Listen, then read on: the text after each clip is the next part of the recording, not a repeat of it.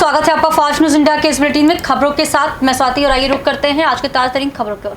UP के वाराणसी जिला में कैटरर्स एंड टेंट सप्लायर ने पीएमओ कार्यालय और डीएम ऑफिस में ज्ञापन सौंपा। आपको यह जानकर बेहद आश्चर्य होगा, टेंट, लाइट, फ्लावर, हलवाई समाज से जुड़े सभी लोग निम्न वर्ग से आते हैं, जैसे सफाई कर्मचारी, सब्जी वाला, फल वाला, ट्रॉली वाला, गुब्बारा वाला, डेकोरेशन वाला, सभी लोग हमसे जुड़े हुए हैं।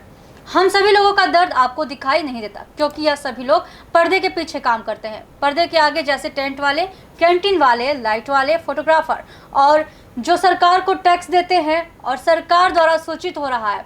व्यापार संगठन के सभी भाइयों के तरफ से आपसे अनुरोध करते हैं कि हम सभी लोगों की दैनिक स्थिति बिगड़ती जा रही है, हमको भी समाज के अन्य वर्गों की तरह काम करने के लिए इजाज़त दी जाए। वैसे ही कहा गया है कि शादी में 50 लोग की गैदरिंग कर सकते हैं, 50 आदमी से शादी हो सकती है, न शादी का इंतजाम। हम सभी आपसे अनुरोध करते हैं कि आदमी की गैदरिंग का जो निर्णय है उस पर आप पुनः विचार करें। हम लोग के कार्य में कम से कम 300 से 500 आदमी की परमिशन करने की अनुमति दें। मानकों का पूरा ख्याल रखेंगे।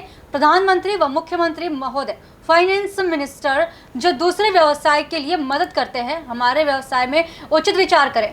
मुख्य रूप से गोपाल यादव, कार्यवाहक अध्यक्ष कृष्णाकांत श्रीवास्तव, महामंत्री आदि लोग उपस्थित रहे। देखिए वाराणसी से लालता प्रजापति की रिपोर्ट। अपना परिचय दे दीजिए। मैं बनारस टेंट के अध्यक्ष गोपाल यादव बोल रहे हैं, सिंगल टेंट हाउस से। आज आप लोग कैसा ज्ञापन पीएमओ कार्यालय और डीएम ऑफिस पे दिए हैं? आज हम लोग जो है सीएमओ कार्यालय पे एक ज्ञापन दिया गया कि जो हम लोग के धंधे पे जो चोट पड़ रही है उसके लिए हम लोग दिया गया कि हम लोग का जो जगह है, लान है, जैसे 1000 का क्षमता है, हम लोग चाहते हैं कि हम लोग को उसमें 500 से 400 500 तक हम लोग को आदेश मिले। डीएम साहब के यहाँ भी हम लोग जो ज्ञापन दिया गया कप्तान साहब को, इसके लिए भी यही हम लोग वहाँ पे मांग किया गया कि हम लोग को जो है क्षमता जो है बढ़ाया जाए। जो 150 आदमी की क्षमता है, हम लोग साथ काम करने वाले 100 लोग होते हैं। टेंट से जुड़े हुए टेंट वाले होते हैं, बिजली वाले होते हैं, फ्लावर वाले होते हैं, माला वाले होते हैं, हलवाई होते हैं, हर टेंट वेटर होते हैं, जितने भी वर्कर होते हैं सब पर्दे के पीछे काम करते हैं। वो लोग के घर में इस समय भुखमरी छाया हुआ है और सरकार हम लोग की एक भी सुनने के लिए तैयार नहीं है। हम लोग सरकार से देखते मांग किया गया, आज 6 महीने का दिन हो गया, हम लोग का कोई भी निर्देश सरकार नहीं जारी किया है। इस पर हम लोग जो है आज पीएमओ हाउस पे और डीएम कार्यालय पे हम लोग जो है ज्ञापन देने का काम किया गया। अच्छा, ज्ञापन देने के बाद अगर आप लोग जो ज्ञापन में मांग की, अगर वो मांग पूरी नहीं होती है तो आप लोग आगे क्या करेंगे? आगे हम लोग लखनऊ तक, यहाँ से लखनऊ तक हम लोग जो है जाने का काम करेंगे, धरना प्रदर्शन का काम करेंगे। अभी तो हम लोग जो है 150 के तादाद में लोग हम लोग यहाँ पे जुटे हैं। तो इसके बाद अगर नहीं होता है तो पूरे बनारस में, पूरे उत्तर प्रदेश के टेंट व्यवसाय हम लोग रोड शो करने का काम करेंगे। दे दीजिए भैया। मैं कृष्णकांत श्रीवास्तव, महामंत्री बनारस टेंट व्यापार संगठन। किस प्रकार का ज्ञापन आप लोग आज दिए? आज हम लोगों ने ज्ञापन पीएमओ ऑफिस में भी गए थे और वहाँ पे एसओ लंका को हम लोगों ने ज्ञापन दिया पीएमओ ऑफिस में। और हम लोग की मांग ये है आप लोग के माध्यम से कि सरकार हम लोग की भी सुने। हम लोग का भी परिवार है, हम लोग के भी जो है बच्चे हैं, हम लोग की भी रोजी रोटी हम लोग के माध्यम से बहुत लोगों की चलती है। हम लोग के पीछे आज 10-15 परिवार रहता है जो कि पर्दे के पीछे काम करता है। हलवाई हुआ, आपका लाइट वाले हुए, स्टेज वाले हुए, सभी भुखमरी के वो हैं, कगार पे है। मेरे यहाँ के स्टाफ जो है आधा कर दिया जा रहा है, सबको हटा दिया जा रहा है। पैसा कहाँ से दिया जाएगा? जब हम लोग खुद ही नहीं कमा पा रहे हैं तो उनको कहाँ से देंगे? हमको सरकार से ये कहना है कि जो 25-50 लोगों की वो कहें करने के लिए, उससे क्या होगा? आपके यहाँ शादी है, आप चले जाएंगे होटल में, तो हम लोग कहाँ जाएंगे? इसलिए हम लोग चाहते हैं कि हम लोग को सरकार हम लोग की क्षमता के आधार पे, लान है, बैंक्वेट हॉल है, अगर 1000 आदमी, 500 आदमी की क्षमता है उसमें तो 300 आदमी का दें, लेकिन गैदरिंग दें जिससे कि हम लोग का भी जो है खर्चा चले, हम लोग के परिवार को वो चले। भाई आपकी बात न माने तो उसके बाद अब क्या करेंगे? तो देखिए, जब नहीं बात मानेंगे तो आगे तो ये ही है कि धरना प्रदर्शन होगा और उसके बाद भी नहीं होगा तो ये समझ लीजिए हम लोग कहाँ जाएंगे। यही होना है कि परिवार से आत्महत्या कर लिया जाए, इसके सिवा तो कोई रास्ता है नहीं। चोरी डकैती तो कर नहीं सकते, तो करना तो यही है कि उसके बाद आत्महत्या किया जाएगा। यूपी के जौनपुर जिले के खोटहन क्षेत्र के ग्राम पंचायत गोबराहा में सोख्ता गड्ढा का कार्य हो रहा है। नल का पानी पहले नल के बगल खुले गड्ढे में इकट्ठा होता था और जिससे बीमारियां होने की संभावनाएं थीं। ग्राम प्रधान राज बहादुर के द्वारा सोख्ता गड्ढा निर्माण करा दिया गया है, जिससे नल का पानी अब सोख्ता गड्ढे के अंदर जाएगा और पानी का संरक्षण भी होगा। गंदे पानी उत्पन्न होने वाली बीमारियों से निजात मिल सकेगा। देखिए खोटहन से शिवसेंद्र यादव की रिपोर्ट। गड्ढा में तो पानी जात रहा, कचरा होत रहा, मच्छर लागत रहा, वो सब एथुआ मिल गया है। सोख्ता बनवावे के बना तो पड़ता। तो योगी सरकार और प्रधान जी के बारे में क्या कहेंगे? अच्छा काम किए हैं? हाँ, अच्छा करे। क्या नाम आपका? इंदु शर्मा। यूपी के जिला झांसी से जुगल किशोर कुशवाहा जी ने बीएसपी छोड़ समाजवादी पार्टी की ज्वाइन की है। समाजवादी पार्टी की प्रेस वार्ता में राज्यसभा सांसद डॉक्टर चंद्रपाल सिंह यादव ने जानकारी देते हुए बताया कि तत्कालीन बीजेपी सरकार अपराध रोकने में असमर्थ हुई है। लेकिन नवाबाद से सुमित मानसिंह की रिपोर्ट।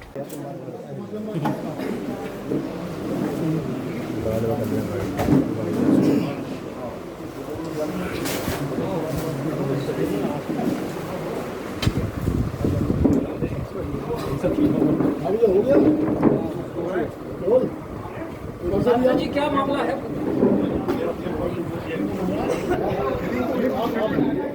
पहले आप बता दो। ऐसा है कि मौजूदा समय में जो उत्तर प्रदेश की सरकार हर मोर्चे पे विफल हो गई है। आज उत्तर प्रदेश में कानून व्यवस्था पूरी तरीके से ध्वस्त हो गई है। विकास के काम सब रुके हुए हैं। जातीय उन्माद चरम पर है। अपराधियों के हौसले बुलंद हैं। तमाम जो व्यवस्थाएं हैं और विशेष रूप से जो गरीब लोग हैं, पिछड़े लोग हैं, किसान लोग हैं, मजदूर लोग हैं, उन लोगों की कोई सुन नहीं रहा। उनके परिवार के लोगों को कोई रोजगार नहीं मिल पा रहा। वो बेचारे मुहताज हो गए आज रोजी रोटी के लिए। इन परिस्थितियों में हमारे भाई जुगल किशोर कुशवाहा जी जो लंबे समय से बहुजन समाज पार्टी के साथ रह करके इन गरीब कमजोर लोगों के लिए, पिछड़े लोगों के लिए, अल्पसंख्यक लोगों के लिए लगातार संघर्ष कर रहे थे। उन्होंने ये महसूस किया कि इस मौजूदा सरकार को हटाने के लिए अब कोई विकल्प की आवश्यकता है और उस विकल्प के रूप में उन्होंने ये महसूस किया है कि समाजवादी पार्टी उत्तर प्रदेश में मौजूदा सरकार को सत्ता से हटा सकती है, गरीबों और पिछड़ों को न्याय दिला सकती है, अल्पसंख्यकों को न्याय दिला सकती है। इसलिए हमारे भाई जुगल किशोर कुशवाहा जी ने बहुजन समाज पार्टी से इस्तीफा देकर के इन्होंने समाजवादी पार्टी की सदस्यता ग्रहण की है और हमारे राष्ट्रीय अध्यक्ष माननीय अखिलेश यादव जी के समक्ष इन्होंने पार्टी की सदस्यता ली है। आज हम लोगों ने इनको यहाँ स्वागत सम्मान किया है और ये आज प्रेस के बीच में हैं और मैं पार्टी की ओर से, अपने पुराने सभी साथियों की ओर से पार्टी में इनका स्वागत करता हूँ, इनका अभिनंदन करता हूँ और पूरा इन्हें विश्वास दिलाता हूँ कि समाजवादी पार्टी में उनको पूरी इज्जत मिलेगी, पूरा सम्मान मिलेगा और उन्होंने जिन कमज़ोर लोगों के लिए संघर्ष किया है उनकी इस लड़ाई में पूरी समाजवादी पार्टी एकजुट होकर के उनका साथ देगी, जिससे कि हम लोगों को न्याय मिलेगा। भाई आप बताएं कि आपने समाजवादी पार्टी को छोड़ा। महापुरुषों के आंदोलन को हम काफ़ी समय से लड़ रहे और बाबा साहब ने, डॉक्टर लोहिया साहब ने भी इस आंदोलन को आगे बढ़ाया। अब बीच में यह आंदोलन रुक गया था, तो इस आंदोलन को हमारे पूर्व मुख्यमंत्री एवं राष्ट्रीय अध्यक्ष समाजवादी पार्टी के नेता माननीय अखिलेश यादव जी इसका नेतृत्व कर रहे हैं। हमने देखा कि गरीबों की लड़ाई, पिछड़ों की लड़ाई, दलितों की लड़ाई, अल्पसंख्यकों की लड़ाई अगर कोई लड़ रहा है तो माननीय अखिलेश यादव जी लड़ रहे हैं। तो मैंने बिना शर्त समाजवादी पार्टी की सदस्यता ग्रहण की है और मैं इस आंदोलन को गति देना चाहता हूं कि आगामी आने वाले 2022 में हमारे अखिलेश यादव जी मुख्यमंत्री बनेंगे तो यह पिछड़े दलितों, अल्पसंख्यकों को और गरीब लोगों को, चाहे वो गरीब सवर्ण क्यों ना हो, उनको न्याय मिलेगा।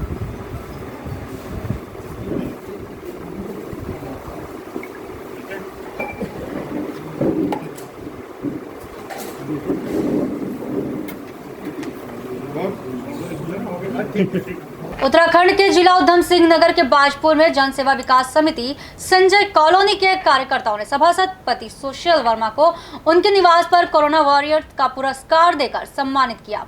बाजपुर के वार्ड नंबर 7 संजय नगर के सभासद के पति सुशील वर्मा द्वारा कोरोना काल में निस्वार्थ भाव से किए कार्यों से प्रसन्न होकर जन सेवा समिति संजय नगर के कार्यकर्ताओं ने सभासद पति सुशील वर्मा को फूल मालाओं से स्वागत कर शॉल ओढ़ाकर कोरोना वॉरियर्स पुरस्कार से सम्मानित किया। समिति के अध्यक्ष वसंत कुमार बंसल ने बताया कि कोरोना काल के दौरान सुशील वर्मा दिन रात वार्ड वासियों की सेवा में लगे रहे, तो इस दौरान किसी भी व्यक्ति की समस्या को उन्होंने अपनी समस्या समझकर उसका समाधान किया है। उनके इस अच्छे कार्य को देखते हुए जन सेवा विकास समिति ने उन्हें सम्मानित किया है और वहीं सुशील वर्मा ने कहा कि यह सम्मान पाकर वह बहुत ही खुश हैं और भविष्य में भी वह हर व्यक्ति की सेवा के लिए हर समय उपलब्ध रहेंगे। देखिए बाजपुर से मोहम्मद शहीद की रिपोर्ट। हमने अपने वार्ड में हमने पहले अपनी जन सेवा विकास समिति की एक समिति गठित करी थी। उसमें हमारा खास सहयोग सक्सेना जी का, प्रवीण सक्सेना जी का रहा था। उसके बाद ये हमारे वार्ड मेंबर का चुनाव हुआ था। फिर उसके बाद हम कई मेंबर आए तो हमने सुशील वर्मा जी का हमने ध्यान रखते हुए कि हम ये हमारे मोहल्ले के विकास में काफ़ी योगदान देंगे, हम इनका सहयोग करेंगे, इनके साथ हम कंधा से कंधा मिला के चलेंगे। और इन्होंने कोरोना वायरस में हमारे साथ हमारे मोहल्ले वासियों का काफ़ी सहयोग किया है, उसके लिए हम इनको धन्यवाद देना चाहते हैं। वर्मा जी जो है इस सम्मान पाने के पूर्ण रूप से हकदार हैं और समिति ने इसीलिए इनका सम्मान किया है कि इस महामारी के दौर में और इस कोरोना काल में कोई व्यक्ति जो घर से नहीं निकलता है, सुशील वर्मा जी ने हर चीज़, हर पराकाष्ठा को पीछे छोड़ दिया है और ये पूर्ण रूप से ऐसे लगे हुए हैं। देश में इस तरह के अगर बहुत सारे लोग ऐसे ही हो जाएं तो मैं समझता हूँ कि कोरोना तो क्या है, उसका से भी बड़ी बीमारी हमारा कुछ बिगाड़ नहीं सकती। निस्वार्थ सेवा भावना, लगन, तपस्या, सब लोगों के प्रति समर्पण की भावना, यह है सुशील वर्मा की पहचान। आज ये सम्मान मिला है, मुझे इतना अपने आप में खुशी महसूस हो रही है और मुझे लग रहा है कि मुझे जैसे मैंने काम जो किया है, मुझे अब दिन रात और करना पड़ेगा, क्योंकि इन लोगों की जो जिम्मेवारियां हैं वो मुझे पूरी उठानी है और मैं कोशिश करूंगा कि इनकी उम्मीदों पर मैं खरा उतरूं। धन्यवाद। उत्तर प्रदेश के कानपुर देहात के शिवली थाना के अंतर्गत शिवली और बेहमान के बीच रोडवेज बस और मोटरसाइकिल पर 3 लोग सवार जो कि भयंकर टक्कर होने से मोटरसाइकिल पर बैठे 2 व्यक्ति जिनमें एक लड़का और एक लड़की, तुरंत मौके पर ही उनकी मृत्यु हो गई और इस बाइक पर बैठा हुआ लड़का गंभीर रूप से घायल है। उसे पुलिस शासन के द्वारा अस्पताल में इलाज के लिए भेज दिया गया है और यहाँ पर उपस्थित लोगों का कहना है कि 1 घंटे बाद यहाँ पर पुलिस नजर आई और रोडवेज बस चालक बस यहाँ से भगा ले गया। अब रोडवेज बस पुलिस की हिरासत में है। देखिए शिवली से नवीन कुशवाहा की रिपोर्ट। शिवली और बेहमान के बीच में बड़ा तगड़ा हादसा हुआ है और बाइक में जो कि हमारे शासन मौके पर पहुंच चुका है, घटना नहीं होने दी है और 2 व्यक्ति ऑन द स्पॉट खत्म हुए हैं, जो इस टाइम पुलिस प्रशासन ने वहाँ से तुरंत मौके से हॉस्पिटल के रिफर करा दिया है और हमारी काफ़ी संख्या में पुलिस प्रशासन भी पहुँच चुका है। तो ऐसा कोई जाम की नई समस्या आ रही है और आवागमन बराबर चालू रहा है और मैं बाइक भी दिखाना चाहता हूँ। बाइक भी है, बाइक इसकी है ये। चलो सर आप बताइए कितनी देर प्रशासन 1 घंटे बाद आया? अच्छा अभी 1 घंटे बाद आ रहा है। अरे सबको पता है यहाँ पब्लिक को है। अच्छा अच्छा, कोई पब्लिक यहाँ करने को तैयार नहीं। अरे वाह, फिर सवारी बता रही है उसने पहले रोकी, इसके बाद में चढ़ा के भाग गया। अगर वो चाहता तो भाग जाता। तो के समाचार आगे कुछ खास खबरों के लिए बने रहिए फास्ट न्यूज़ इंडिया के साथ। धन्यवाद।